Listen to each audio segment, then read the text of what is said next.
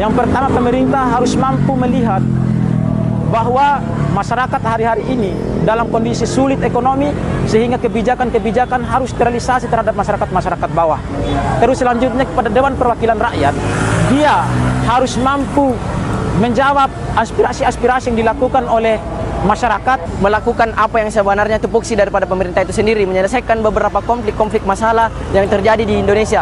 Dan seharusnya pemerintah berada pada barisan terdepan ketika ada masyarakat Indonesia yang mengalami kesusahan. Membuka ruang dialog selebar-lebarnya, melibatkan partisipasi masyarakat secara aktif dalam setiap proses perumusan kebijakan, agar kemudian kebijakan yang dilahirkan memang betul-betul menunjukkan keberpihakan terhadap masyarakat.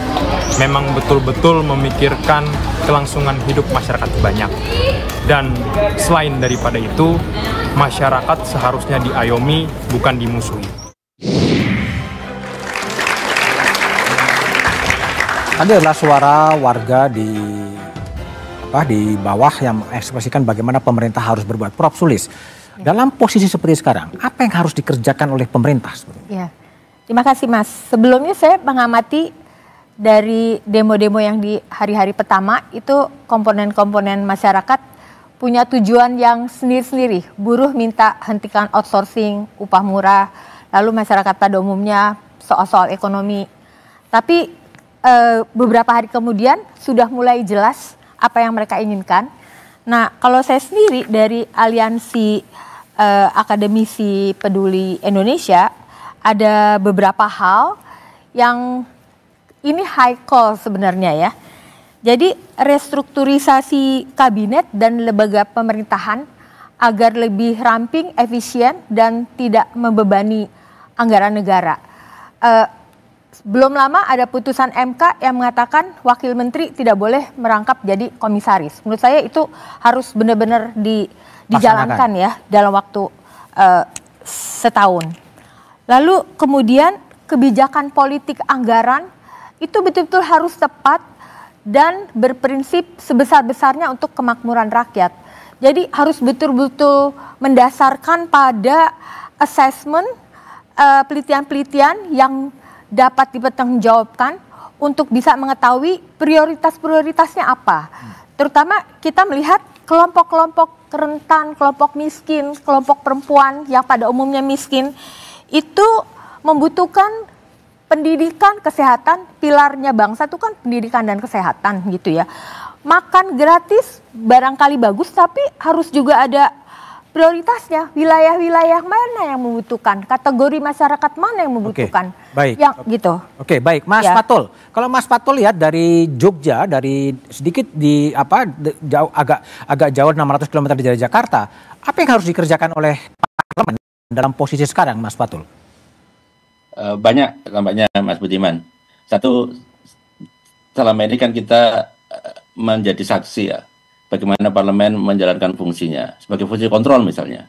Kita belum melihat dengan jelas bagaimana parlemen itu menjadi sparring partner dari pemerintah yang memastikan bahwa semua kebijakan pemerintah itu didasari pada data yang valid, pendekatan saintifik, dan juga memang diarahkan untuk kepentingan rakyat banyak, bukan untuk sekelompok orang atau segelintir elit. Itu pertama. Kemudian yang kedua, kita juga melihat ada fenomena yang dipicu dengan kenaikan fasilitas atau tunjangan anggota DPR, tapi sebetulnya jauh dari itu masalahnya, Mas Budiman. Itu betul memang harus dirasionalisasi lah. Dengan kalau kita lihat data misalnya, bagaimana pendapatan yang kita bisa lihat tertulis anggota DPR bisa sampai 42 kali UMK misalkan. Itu menurut saya sangat luar biasa ketimpangan yang ada. Sehingga memang perlu rasionalisasi. Kemudian yang tidak kalah penting adalah bagaimana memang DPR itu betul-betul memperjuangkan aspirasi rakyat. Bukan memperjuangkan aspirasi partai politik.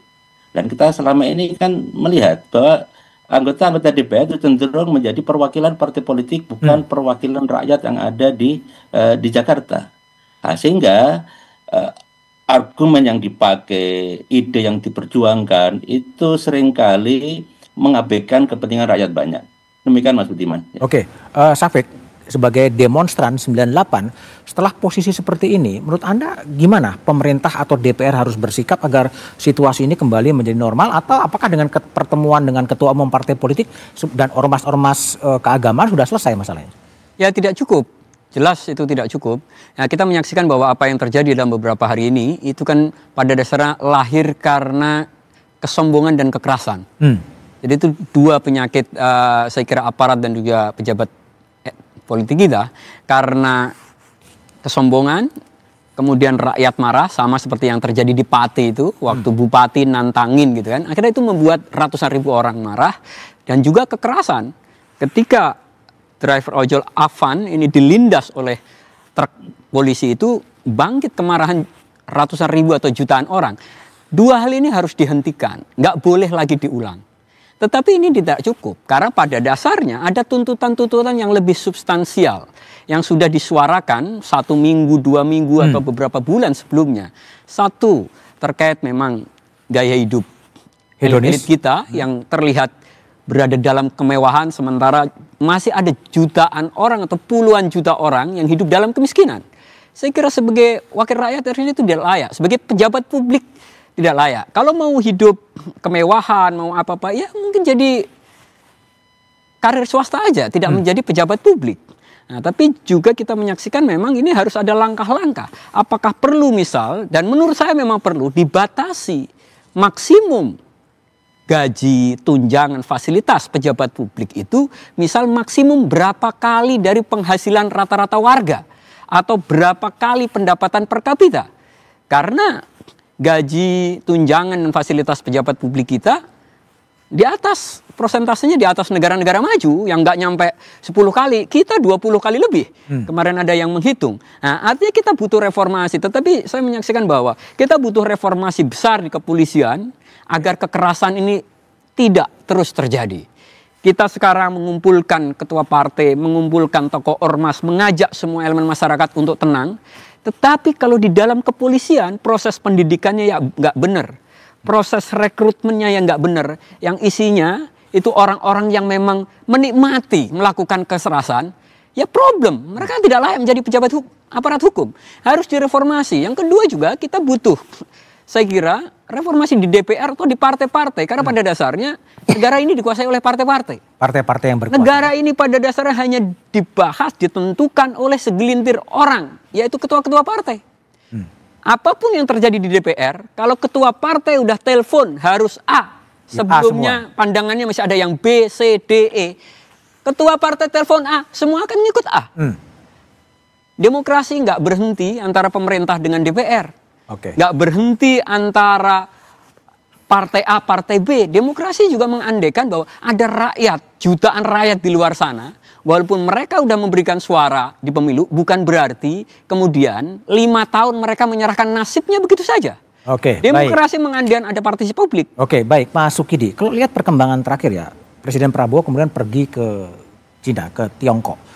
Mungkin apakah ini Anda baca bahwa memberikan pesan bahwa Indonesia sudah aman, sudah settle gitu, sementara PR-nya kan belum terkerjakan semua. Seperti saya katakan tadi, masih ada problem di partai politik, di DPR yang kalau tidak dilakukan apa-apa ya akan kembali seperti business as usual sebetulnya. Saya kira perubahan dan perbaikan Indonesia itu memang harus dimulai dengan itikat baik Presiden. Presiden harus didekatkan dengan kenyataan Indonesia. Didekatkan dengan kenyataan? Karena selama ini Presiden terisolasi dengan apa yang sebenarnya terjadi pada kondisi Indonesia yang objektif. Itu sebabnya cara terbaik adalah dengan mendekatkan kenyataan sosial yang kita hadapi sebagai bangsa dengan apa yang dipikirkan oleh Presiden itu sendiri. Karena saya teringat pesan Bung Hatta, pujian tiada memberi petunjuk dan tidak sedikit pemimpin yang jatuh karena pujian. Karena itu hal-hal yang berbau pujian yang disampaikan kepada Presiden itu harus segera diakhiri dengan memberikan kritik aspirasi rakyat kepada Presiden itu sendiri. Agar apa? Agar Presiden tahu apa yang sebenarnya salah dalam penyelenggaraan Republik ini. Yang pertama kali perlu ditegaskan adalah lihatlah situasi masyarakat yang betul-betul dalam kesulitan secara ekonomi. Itu artinya apa? Artinya Presiden harus mengeluarkan kebijakan yang langsung memberikan penghidupan yang layak melalui pekerjaan yang cukup baik bagi masyarakat. Oke, relaksasi ya sebetulnya. Iya, itu pertama. Yang kedua, kita harus mulai sadar bahwa pemerintah yang besar, big government, ini sebenarnya tidak menyelesaikan masalah apa-apa dalam konteks kita kehidupan berbangsa. Yang sebenarnya terjadi adalah protes yang begitu luas. Ini adalah protes ditujukan pada kegagalan pemerintah yang besar itu sendiri. Karena itu cara terbaik melakukan efisiensi itu adalah dengan mengurangi begitu banyak pos-pos yang sebenarnya tidak efektif bagi keberlangsungan Republik ini. Rangkap jabatan antara wamen dengan komisaris itu adalah salah satu hal yang harus segera diakhiri. Dan juga penggajian dalam DPR misalnya, itu juga harus dirubah total agar apa? Agar rakyat menjiwai betul penderitaan yang terjadi pada kita. Karena selama ini wakil rakyat begitu berjarak dengan rakyatnya kenyataan juga objektif ya. Oke, baik. Jadi apa wakil rakyat berjarak dengan rakyatnya, pemimpin juga berjalan dengan rakyatnya, terus bagaimana untuk menyelesaikan peristiwa yang sangat menyedihkan seperti ini, kita bahas setelah jeda berikut ini.